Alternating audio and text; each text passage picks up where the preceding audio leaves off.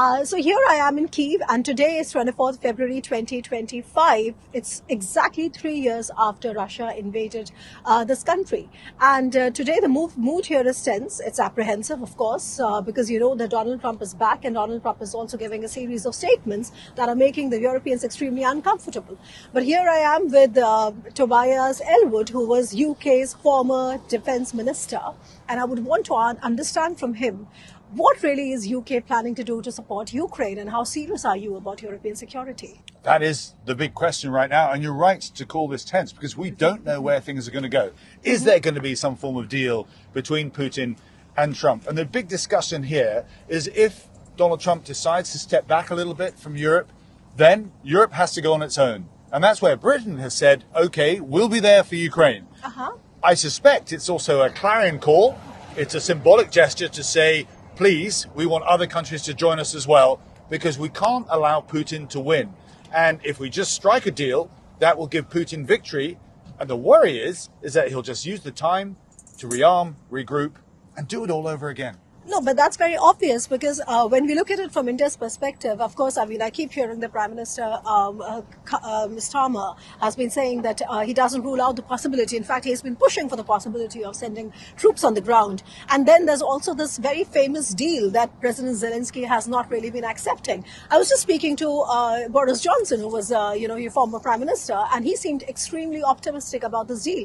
What is in it? Well, firstly, there's two deals, I think, kicking around. Okay. One of them is the minerals deal, yes, which seems a bit odd in the war's not even finished yet. And this is what Donald Trump is trying to secure. But that is Donald Trump. We know it. He's all about the deal. What's in it for America? What's in it for him?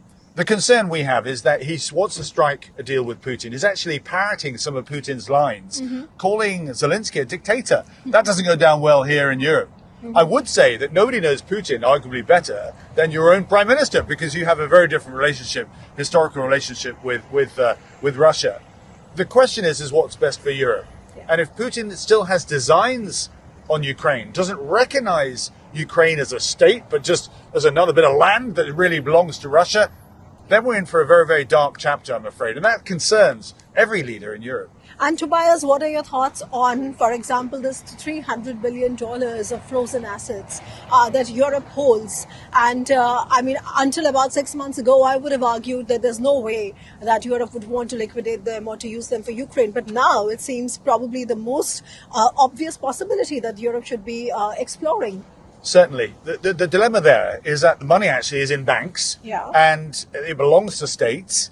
If you start finding rules and ways to say, I'm going to take that money away from the state, you're not going to get other states coming in to put their money in the bank. So you are setting quite a big precedent here. So you really do need the top cover of an international agreement, let's say through the United Nations or something like that, that confirms that this is a very special situation here because of the invasion. And that's why discussions about using perhaps the interest on it could work as well.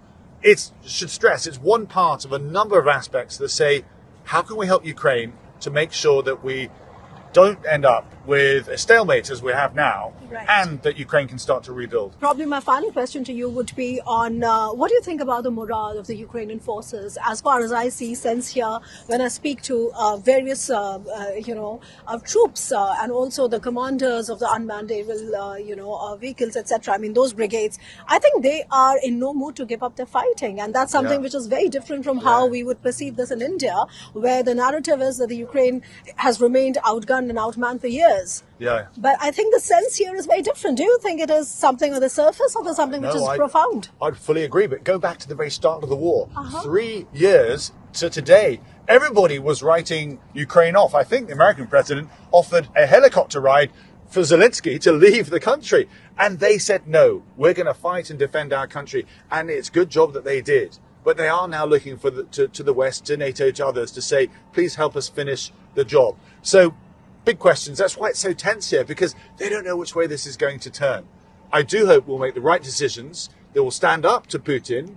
Fine, look after your own country, but don't invade other countries, and certainly don't invade Ukraine. And maybe just the last thing, if you'd like to tell us, because we've been following that President Macron and Prime Minister Starmer are planning to visit Donald Trump in the White House. What do you think are the expectations there? It's certainly overdue. I'm pleased that Donald Trump is listening to other voices. He's clearly had a good conversation with Putin. He started to use some of his lines. So I think will help readdress the balance as to the importance of what's going on here. And I'm sure that they're going to have constructive conversations. With Donald Trump, he does say an awful lot of things and things then calm down. So maybe this will be one of those occasions. Thank you so much. That was Tobias Ellwood. He was the UK's former defence minister. And thank you so much for speaking to us and to the viewers on The Print. It was a pleasure speaking Delighted. to you. Thanks very much indeed. Thank you. Okay.